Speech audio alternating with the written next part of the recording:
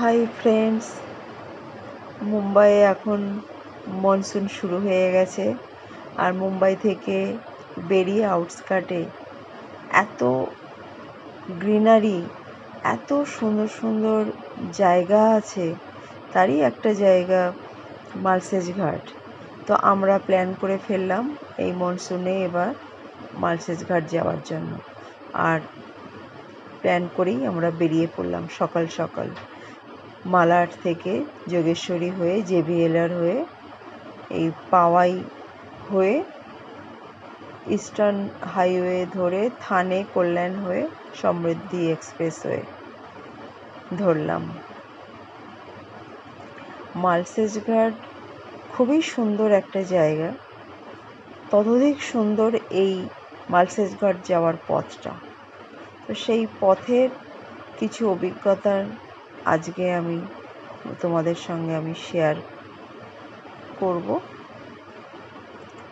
তো এই পথে চারিধার এত সবুজ, এত মনোমুগ্ধকর পরিবেশ। কখনো টানেলের ভেতর দিয়ে, কখনো তুমুল বৃষ্টির মধ্যে দিয়ে আমরা পুরো পথটা উপভোগ করতে করতে আমরা মালসেজ ঘাটে পৌঁছালাম। এই সমৃদ্ধি এক্সপ্রেসওয়ে থেকে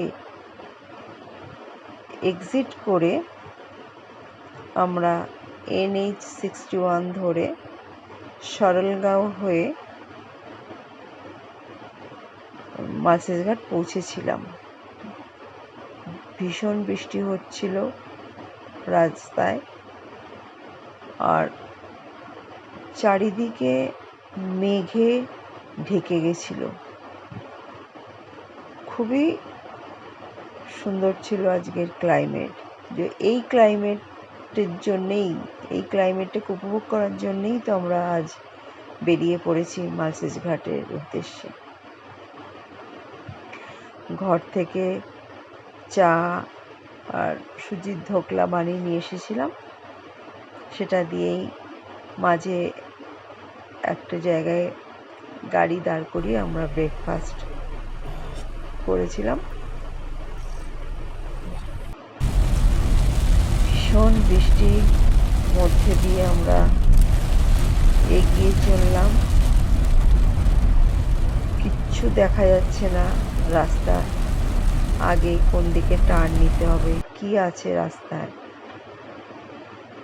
পুরো মেঘে ঢাকা ছিল আর বৃষ্টি হচ্ছিল ভীষণ। এই মালসেজ ঘাট যাওয়ার পথে অনেক ওয়াটারফলস আছে। তেমনি একটা ওয়াটারফলস অনেক উঁচু একটা পাহাড়ের উপর থেকে এই ঝর্ণার জল নিচে আছড়ে পড়ছে। তো এই পথে যাওয়ার সময় গাড়ি কিছুক্ষণের জন্য দাঁড়ায়, সব গাড়ি। তো ওই জল এসে গাড়ির মাথায় পড়ে, আছড়ে পড়ে। তো জায়গাটার নাম কার ওয়াশ পয়েন্ট। আমরাও দাঁড়িয়েছিলাম, ঝর্ণার জল আছড়ে পড়লো আমাদের গাড়ির মাথায়। সে এক দারুণ অনুভূতি। তারপর ওখান থেকে আমরা বৃষ্টির মধ্যে দিয়েই আমরা এগিয়ে চললাম।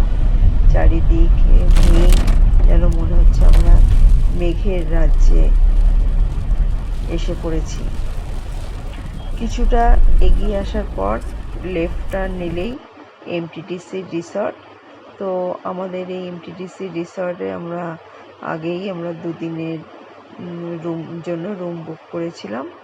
MTTC রিসর্টে আমরা 2 দিন থাকবো। তো আজ এসে পৌঁছালাম MTTC রিসর্টে। কাল মালসেজ ঘাটটা এক্সপ্লোর করব, তোমাদের সঙ্গে আমি শেয়ার করব অবশ্যই। বিরাট বড় প্রপার্টি এটা।